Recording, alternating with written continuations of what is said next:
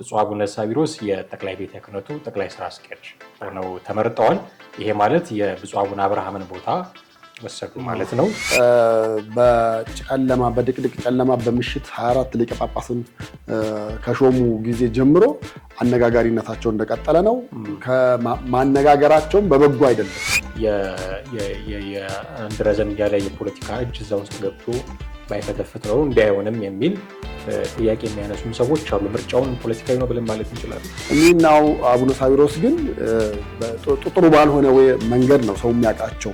የዛን ጊዜ ጨምሮ እንደውም እኮ ምስካየ ኅዙናን ነበረ ያው የበላይ ጠባቂ ስለሆኑ እዛ እንዳይገቡ ተብሎ ህዝቡ ሌሊቱን ሙሉ ጧፍ እያበራ በጥበቃ ቆሞ ነው ያደረው። አቡነ ዲዮስቆሮስ የዋና ጸሐፊ በመሆናቸው ላይ ያን ያህል የተንገሸገሸ ኮሜንት እስካሁን አላየንም። የአዲስ አበባ ሀገረ ስብከትንም አቡነ ሕርያቆስ ለመምራት ሲመረጡ በአቡነ ሄኖክ ቦታ እንደው ያን ያህል እንዲሆነ እንደተደረገ የሚል የመንገፍገፍ አይነት ኮሜንቶች አላየንም። ትልቅ መነጋገሪያ የሆነው የአቡነ ሳዊሮስ በዚህ መልኩ ካልሆነ ሰላም ላይመጣ ይችላል፣ ነገ ጧትም በቤተ ክህነት ውስጥ ያለው መታመስ ሊቀጥል ይችላል የሚል ማስፈራሪያ ተነግሯቸው ድምፅ እንደሰጡ እንደመረጡና ማዕረግን ሊያስይዝ የሚችል ነው። ማዕረጋቸውም ተሽሮ ነበር፣ ግን እንደገና ተመልሶ ተሰጣቸው። እንደዛ መሆን ካለባቸው እዚህ መሀል ከተማ አልነበረም። ገዳም ውስጥ ቀሪ ህይወታቸውን በዛው መንገድ ብቻ ሲያገለግሉ እንዲኖሩ ነበር መደረግ መቻል የነበረበት። የአቡነ ሳዊሮስ ግን ፖለቲካዊ እንደሆነ ምንም ጥያቄ የለው። ይሄ እነዚህ ሁሉ የቀረቡት እንደውም አንድ ሰው ይሄ ጽሁፍ ላይ ምንድነው ከስር ኮሜንት የገባው ይሄን ሁሉ ሹመትና ማዕረግ ስትሰጧቸው አንድ የቀድሞ የሀገሪቱ መሪ ስምና ስልጣን ነበረ እዚህ ያለኝ ጓድ ሊቀመንበር መንግስቱ ኃይለማርያም የኢሰፓ ማዕከላዊ ኮሚቴ የኢፌዴሪ ምናምን በቃ እየተባለ ቀኑ ሙሉ ግማሽ ቀን በዛ የምታሳልፈው ማለት ነው።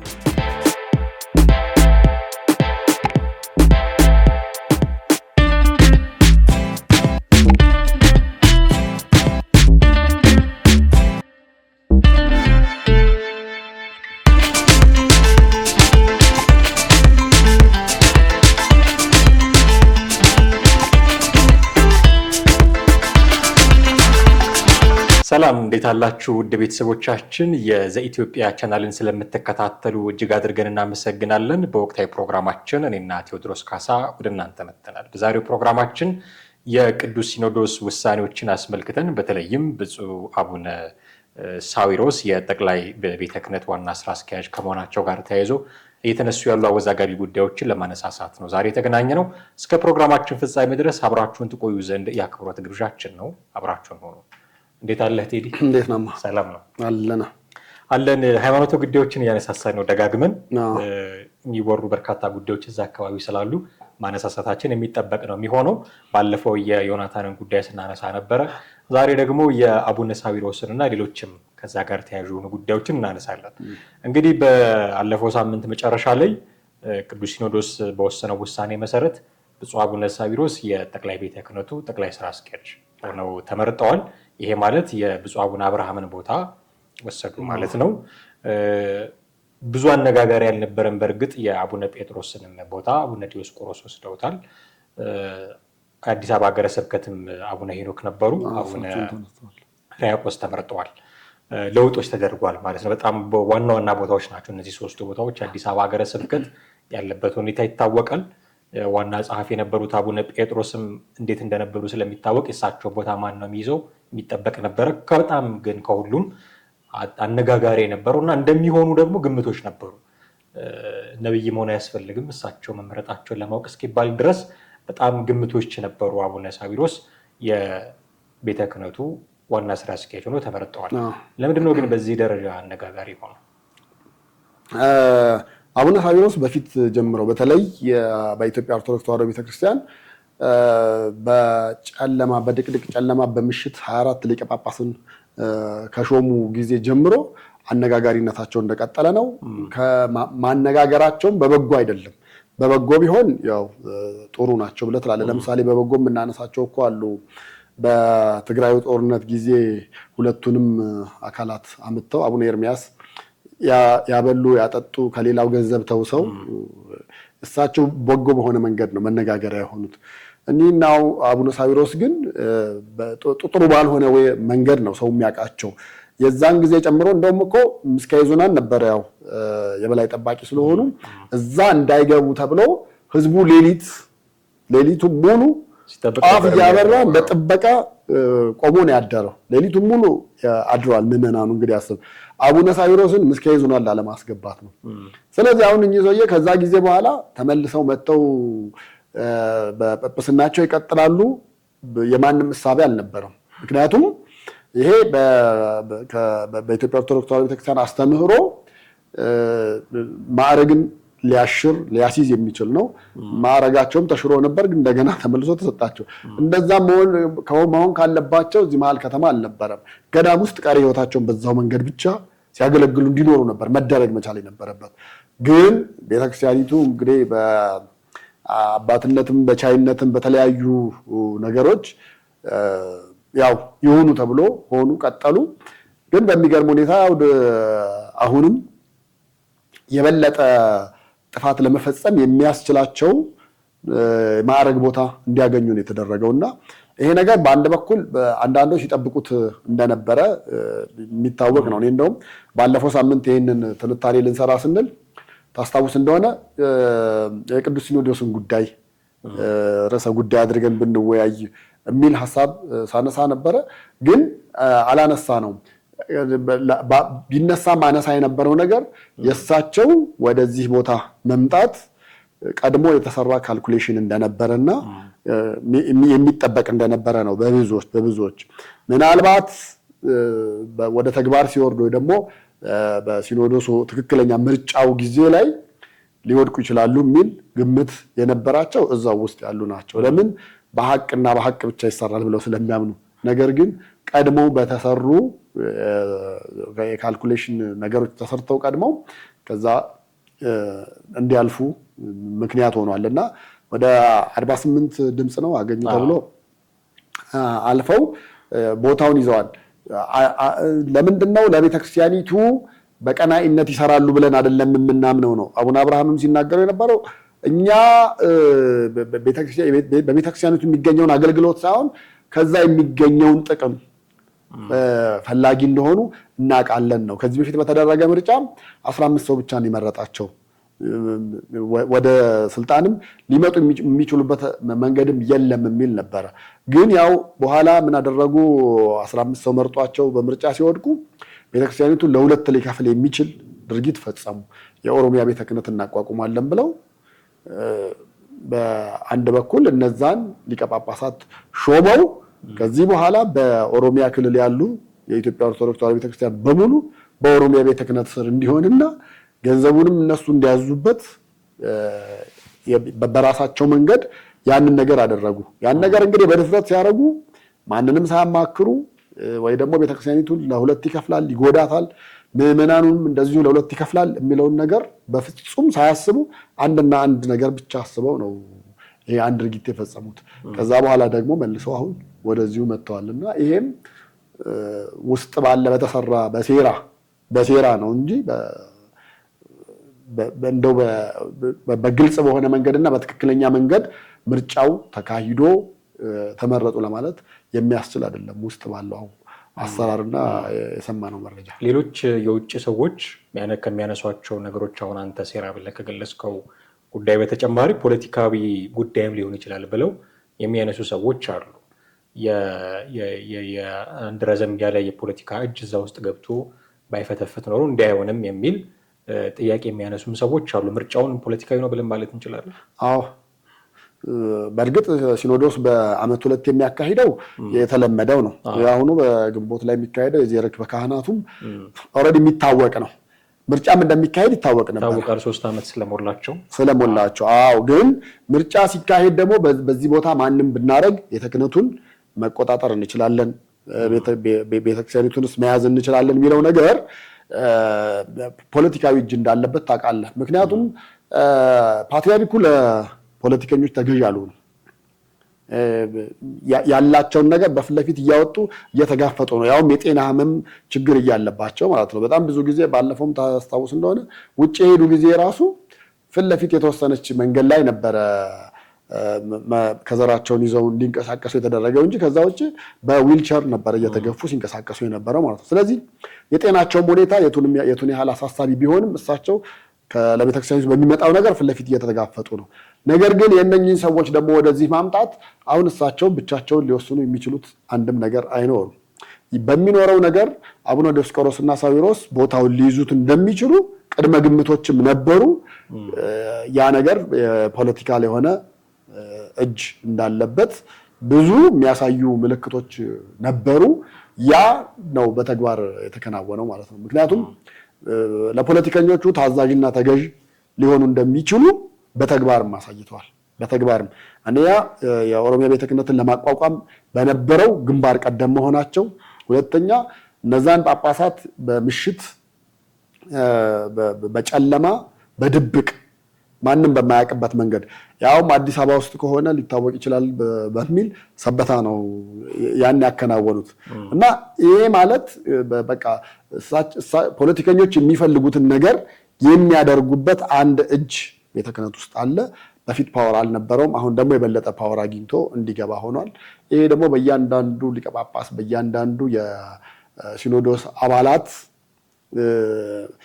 ዶር ቱ ዶር ሄዶ ቤት ለቤታቸው ተሄዶ እንደተነገራቸው በስልኮቻቸው መልእክት ይላክላቸው እንደነበረ የቅርብ የነሱ ሰዎች የተባሉት ደግሞ ሄደው ፑሽ እንዲያደርጉ ግፊት እንዲያደርጉ አለዛ በዚህ መልኩ ካልሆነ ሰላም ላይመጣ ይችላል፣ ነገ ጧትም በቤተ ክህነት ውስጥ ያለው መታመስ ሊቀጥል ይችላል የሚል ማስፈራሪያ ተነግሯቸው ድምፅ እንደሰጡ እንደመረጡና ቀድመውም የተጠበቁ እንደነበሩ ከዚህ በፊት ባለፈው ሳምንት ከምርጫው በፊት በየማህበራዊ ሚዲያው የወጡ መረጃዎች ያመለክታሉ። ሌላ የሚነሳው ጥያቄ ምንድነው? አቡነ ዲዮስቆሮስንም አቡነ ሕርያቆስንም አቡነ ሳዊሮስንም የመረጠው አንድ ሲኖዶስ ነው። ለምንድን ነው የሌሎቹ ላይ ጥያቄ ሳይነሳ የአቡነ ሳዊሮስ ላይ ጥያቄ የሚነሳው የሚል ጥያቄ የሚያነሱ ሰዎች አሉ። ምክንያቱም አቡነ ዲዮስቆሮስ የዋና ጸሐፊ በመሆናቸው ላይ ያን ያህል የተንገሸገሸ ኮሜንት እስካሁን አላየንም። የአዲስ አበባ ሀገረ ስብከትንም አቡነ ሕርያቆስ ለመምራት ሲመረጡ በአቡነ ሄኖክ ቦታ እንደው ያን ያህል እንዲሆነ እንደተደረገ የሚል የመንገፍገፍ አይነት ኮሜንቶች አላየንም። ትልቅ መነጋገሪያ የሆነው የአቡነ ሳዊሮስ ነው። ያው አንዱ ሲኖዶስ አንዱ ምልዓተ ጉባኤ አቡነ ዲዮስቆሮስን ሲመርጥ የምታጸድቅለት፣ አቡነ ሳዊሮስን ሲመርጥ የምታወድቅበት ለምንድን ነው ሁለት አይነት መስፈርት ያለው? ለምንድን ነው እንደሌሎቹ የእሳቸውንም ተቀብሎ መቀጠል ያልተቻለው? ቢቆዩ አቡነ አብርሃም የቆዩበትን ያክል 3 ዓመት ነው። ከዛ የዘለለ የሚቆዩ አይደሉም። የርስት ጉልት አይደለም፣ የሚዘዋወር የስራ ድርሻ ነው። የዛሬ 3 ዓመት ደግሞ ሌላ ሰው ይመረጥ ይሆናል። ምናልባት አሁን ያወዛገቡ ያሉት አቡነ ገብርኤልም ሊመረጡ ይችላሉ። ያን የሚታወቅ ነገር የለም። ስለዚህ ለ3 ዓመት ነው የሚቆዩት። ያንንም የመረጠው ምልዓተ ጉባኤው ነው። ያ ምልዓተ ጉባኤ ደግሞ ሌሎች ጥያቄ ያልተነሳባቸውን ምርጫዎች ሲያደርግ ተቀብለነዋል። ያንን ተቀብለን ይሄኛውን እንዴት ነው የማንቀበለው የሚል ጥያቄ የሚያነሱ የቤተ ክርስቲያኒቱ መምህራን ጭምር አሉ። እንዴት ነው የምናየው? ይሄንን እንዴት እናየዋለን መሰለህ? ለምሳሌ የሌሎቹ ጋር የተደረገው ሹምሽር ላይ አንደኛ ያን ያህል የአቡነ ሳዊሮስን ያክል ብዙ የማዕረግ ብዙ ተደራራቢ የኃላፊነት ቦታ የተሰጠው የለም። ይሄ ወደ አንድ ሰው እጅ መጣ። አሁን ይሄኛው ተጨማሪ ሆነ ነው። ለምሳሌ አሁን እዚህ ጋር ማስታወሻ ሲይዝ የነበረው ምን ይላል መሰለም?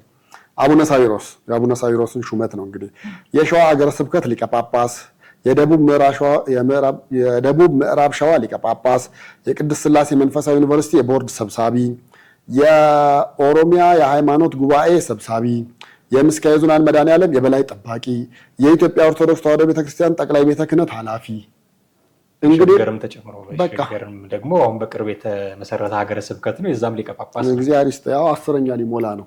ይሄ ማለት ምን ማለት ነው? እነዚህን ሁሉ ወደ አንድ ሰው ማጠጋጋት ማለት አንድ ሰው በሪሞት ኮንትሮል እንዲቆጣጠረው የተፈለገ ነገር አለ ለማለት ነው። አሁን ሌሎቹ 1 2 በጣም ከበዛ 3ኛ ተጨምሮባቸው ልታይ ትችላለህ። 3ኛ ተጨምሮ ልታይ ትችላለህ።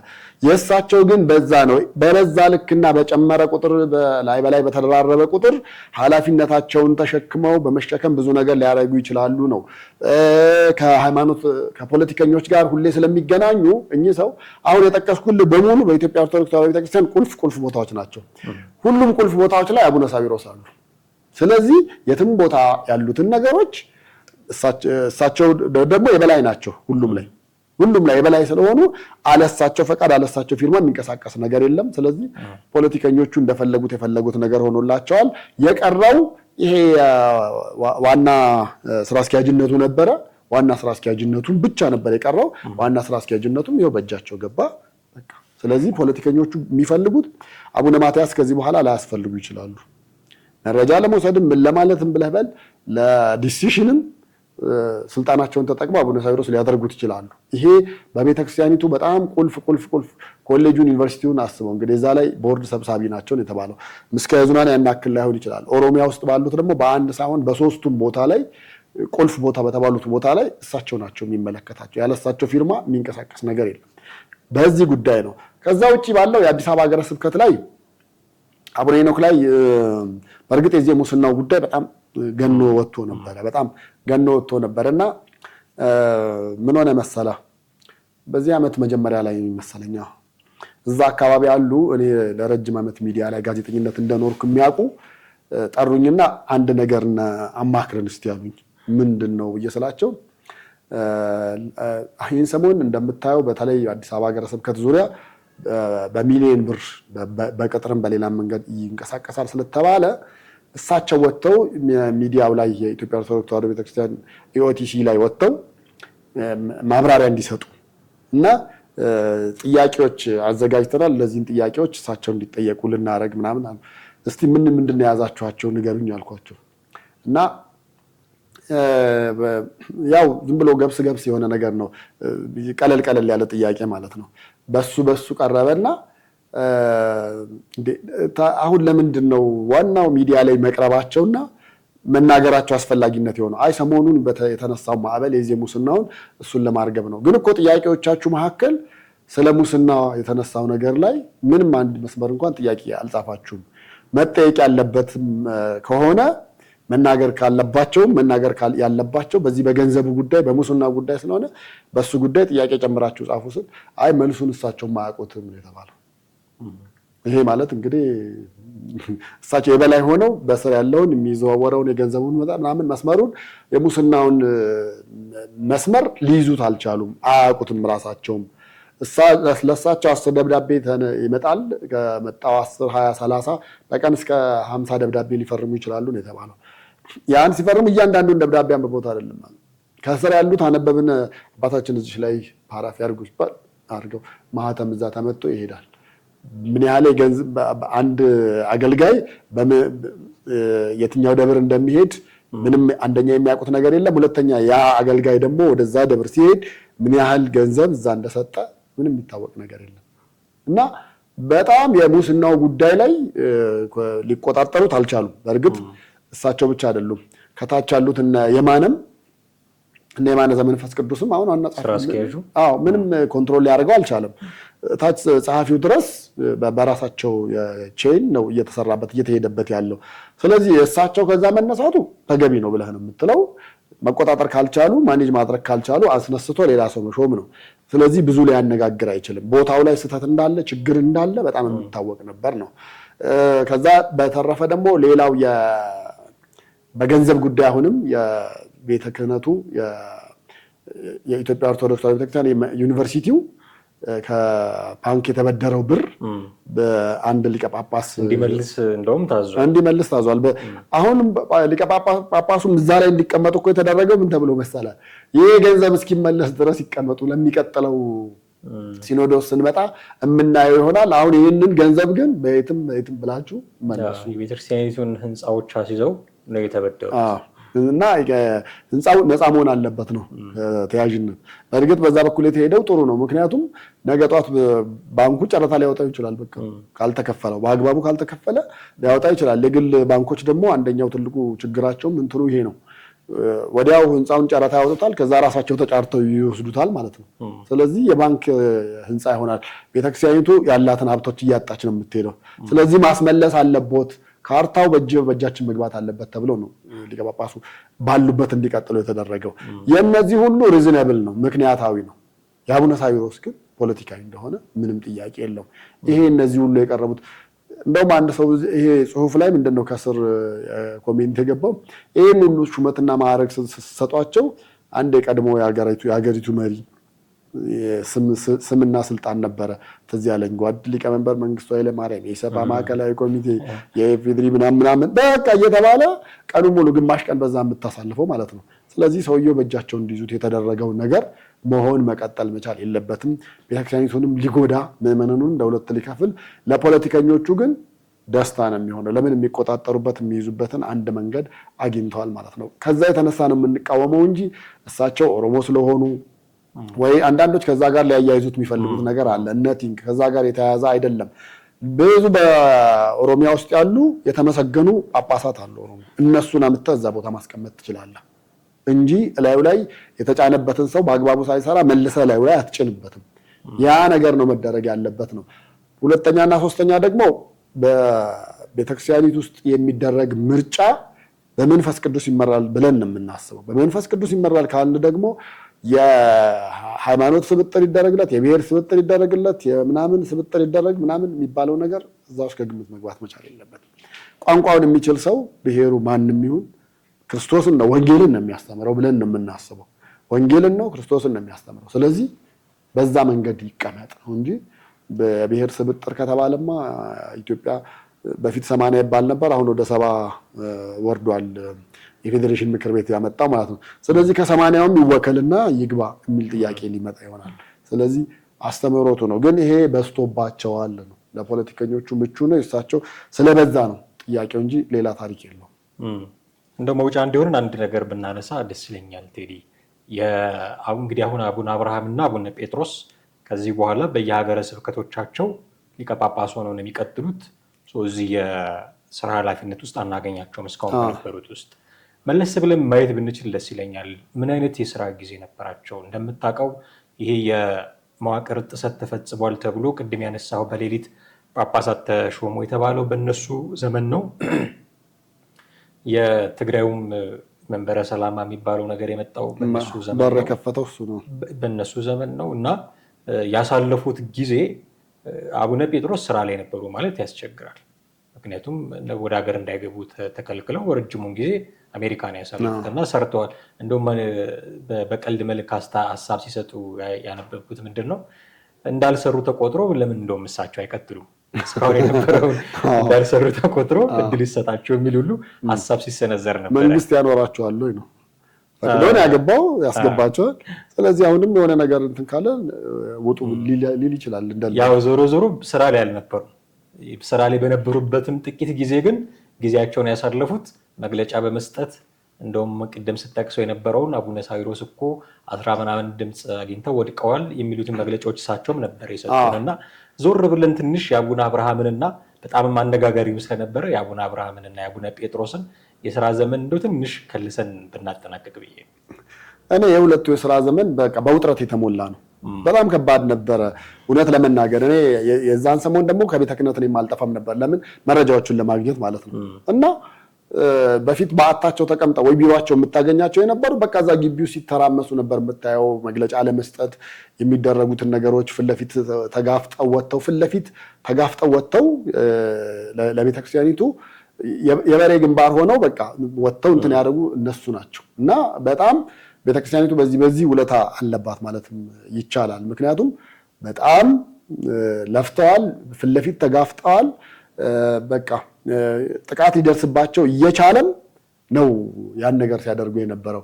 አንደኛ እሱ ነው። ሁለተኛ ደግሞ በፖለቲከኞቹ በነበረውም ጫና ብዙ ነገር መኖሪያ ቤታችን ሳይቀር ነው በጽሁፍ እየተላከልን ይሄን ነገር እንዲያደርጉ ሌላ አዛዥ አካል ሌላ እጅ አለን የሚሉት አሁን እነሱ ቤተ ክህነት ውስጥ ሌላ ስውር እጅ አለ የሚያዝ እንዲህ አድርጉ በዚሁ ገና የሆነ ነገር ለመደረግ እቅድ ስንይዝ እኛ አስበን አውጥተን አውርደን በቤተክርስቲያኒቱ ሕግና ስርዓት መሰረት በየትኛው ይካሄድ ብለን ስንል ወረቀት ይመጣል ወይ በግርስ በብር ስር ይገባል ወይ ደግሞ ለአንድ ሰው ለአቡነ ጴጥሮስ ስጡ ተብዬ ነው ተብሎ ለአቡነ አብርሃም ስጡ ተብዬ ነው ይመጣል። ማን ነው ስጥ ያለ?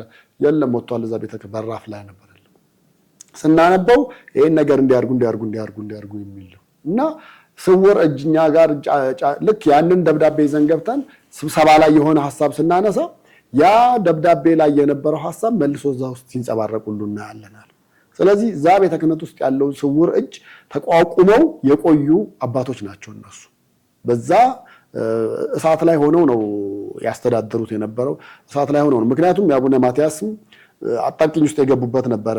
አንደኛ ከዚህ ከትግራዩ ጦርነት ጋር በተያያዘ ወደ ብሔራቸው እንዲያደሉ በጣም ብዙ ጫና እየተደረገባቸው መግለጫም እንዳይሰጡ፣ የሚሰጡትን መግለጫ የሚሰጡ ከሆነም በመንግስት ወይ ደግሞ ፖለቲከኞች የተያያዘ የተዘጋጀ እና ይሄ መቅረብ አለበት የተባለ ሲባል እሳቸውም ጫና ውስጥ በነበሩበት ወቅት እነዚህ እንደ አጋዥም ሆነው ሁለት ሶስት ሆነው በጣም ከፍተኛ እገዛ ያደርጉላቸው እንደነበረ ማየት ችለናል። እና በጣም ገፍተዋል። ለቤተክርስቲያኒቱ በጣም ቀንቀሌት ሳይሉ ቀኖናዋ፣ ሕጓ፣ ስርዓቷ እንዳይጣስ ከመንግስትም ከህዝብም ሆና አብራ መኖር እንድትችል በጣም ብዙ ጥረት አድርገዋል ነው ብዬ የማስበው እኔ። ያውም ከፍተኛ ጫና እየተደረገባቸው ያው ከሞላ ጎደል የሲኖዶሱ አይ ቲንክ ተጠናቆ የመግለጫም እስካሁን የአጠቃላይ መግለጫ እስካሁን አልተሰጠም። ያው ኦልሬዲ በየቀኑ ስለሚሰጡን የወሰኗቸውን ውሳኔዎች አዲስ ነገር አናገኝም። እንደው ፓትርያርኩ የሚያነቡት ጠቅለል ያለ መግለጫ ካልሆነ በስተቀር እና አቡነ ሳዊሮስ የአቡነ አብርሃምን ቦታ እንደሚረከቡ ተረጋግጧል።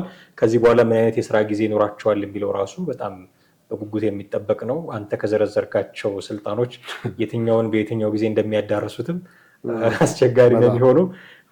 ኤክስፔክት ማድረግ ይቻላል የስራ አስኪያጁ ቦታነት ላይ ጊዜያቸውን እንደሚያጠፉ። ምክንያቱም በአብዛኛው ውሳኔዎች የሚፈልገው ቦታ እሱ ስለሆነ የየዕለት ስራ የሚፈልገው እሱ ስለሆነ እዛ ላይ ጊዜያቸውን ሊያጠፉ ይችላሉ ብዬ አስባለሁ። ምን አይነት የስራ ጊዜ ይኖራቸዋል? ከዚህ በኋላ ብዙዎች የፈሩት ነገር አለ፣ እሱ ይሆናል ወይ? አይ መኖራቸው ጥሩ ነው። ደግሞ አንድ ሲነሳ የምሰማው ነገር የስራ አስኪያጁ ቦታና የዋና ጸሐፊ ቦታ የሲኖዶሱ ከአሁን በኋላ የሚቀለድበት እንዳይሆን አድርገውታል እና አቡነ አብርሃም የሚል ሀሳብ ሲሰጥ እሰማለሁ። እና አሁን ብዙ ሰው አይኑ እዛ ላይ ነው፣ የዋና ጸሐፊ ቦታ ላይ ነው፣ የስራ አስኪያጁ ቦታ ላይ። ከዚህ በፊት እንደዚህ አልነበረም። ከና አቡነ አብርሃም በኋላ የተለወጡ ብዙ ነገሮች አሉ እና እንደው ዝም ብለው ያሻቸውን የሚሰሩ ሰዎች የሚቀመጡበት ላይሆን ይችላል እና የህዝብም ትኩረት ስላለበት ደግሞ እንደሚፈራውም የማይሆን ነገር ላይሰሩ ይችላሉ ብለው ደግሞ በበጎ የሚቀበሉትም አሉ። እስካሁን የሰሯቸውን ስራዎች ደግሞ እያነሳሱ በተለይም በሸገር ሀገረ ስብከት በጣም በርካታ ስራዎችን ሰርተዋል። የልማት እንደውም ባለፈው ቅዱስ ፓትርያርኩን ወስደው ሁሉ ያስመረቋቸውን ሰዎች አሉ። እነሱንም ስለሰሩ በዚህ ደረጃ የሚታሙ አይደሉም። አቡነ ሳዊሮስ እውነት ለመናገር ጥሩ ስራ ሊሰሩ ይችላሉም ብለው ደግሞ የሚጠብቁም ሰዎች አሉ። ይህንን ሁሉ እንግዲህ የምናረጋግጠው በሚቀጥሉት 3 ዓመታት የሚሰሩትን ስራ አይተን ነው። እነሱን እያየን ደግሞ እንደተፈራው አነጋጋሪ ጉዳዮች ውስጥ የሚገቡ ከሆነ ደግመን ስማቸውን ማንሳታችን የሚቀር ላይሆን ይችላል። ለዛሬው ግን እጅግ አድርጌ አመሰግናለሁ ቴዲ ለነበረን ቆይታ። ውድ ቤተሰቦቻችን እናንተም ከኛ ጋር ነበራችሁ ቆይታ እጅግ አድርገን እናመሰግናለን። በሚቀጥሉት ጊዜያትም ደግሞ እንዲሁ ሌሎች ርዕሰ ጉዳዮችን ይዘን ከእናንተ ጋር ቆይታ ማድረጋችንን የምንቀጥል ነው የሚሆነው። ዘኢትዮጵያ ቻናላችን ይህንንና መሰል ሌሎች ፕሮግራሞችንም ወደ እናንተ እያደረሰ ይቀጥላል ማለት ነው። ሀሳብና አስተያየት ሲኖራችሁ በስልክ ቁጥራችን በኩል ልትጽፉልን ልትደውሉልን ትችላላችሁ። በቴሌግራም አድራሻችን በኩልም ደግሞ እንዲሁ መልእክቶችን ማስቀመጥ ትችላላችሁ። በሀሳብ መስጫ ሳጥን በኩልም ደግሞ ሀሳቦቻችሁን ብታደርሱን ይደርሰናል። ለሚቀጥሉት ፕሮግራሞቻችን ግብአት ይሆነናል። እሱን ማድረጋችሁን አትዘንጉ እያልን እዚህ ላይ እንሰናበታችኋለን። ጤና ይስጥልን።